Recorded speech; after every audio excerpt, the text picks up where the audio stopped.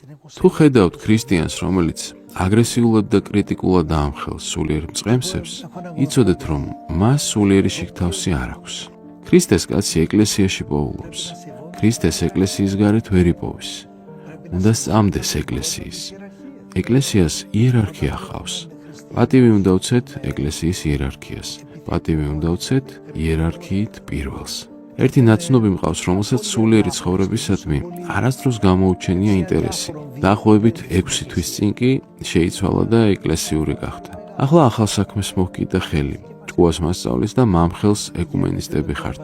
პატრიარქთან ერთად ხართ, რომელიც კათოლიკებთან სწირავსო. ვეუბნები, ჯერ ერთი პატრიარქს არასდროს უწირავს კათოლიკებთან, მაგრამ გაიხსენე, რომ 6 თვის წინ პირჯვრის გადაწერა მე გასწავლე და ეკლესიაში მე მოგიყვანე მეთქი. თუ უკვე ყველაფერი ისწავლე და იმასაც ამხელ, ვინც ეკლესიაში მოგიყვანა მეთქი. ეკლესიის როლი და მნიშვნელობა უნდა გავაცნობიეროთ. ზოგიერთი სასულიერო პირი შეიძლება არ მოგწონდეს. ეს ბუნებრივი რამაა, მაგრამ ეკლესია იმისთვის მჭირდება, რომ მასში გამოცდილებისეულად განვიცადო ქრისტეს მადლი. არიან ადამიანები, რომლებიც ემიჯნებიან ეკლესიას ან განხეთქილებებს ქმნიან. ეს უგუნურებაა და რაც მთავარია, არ არის ღმერთისთვის სათნო. ვისაც სწორი ეკლესიოლოგიური აზროვნება აქვს, ის არასდროს განეშორება ეკლესიას.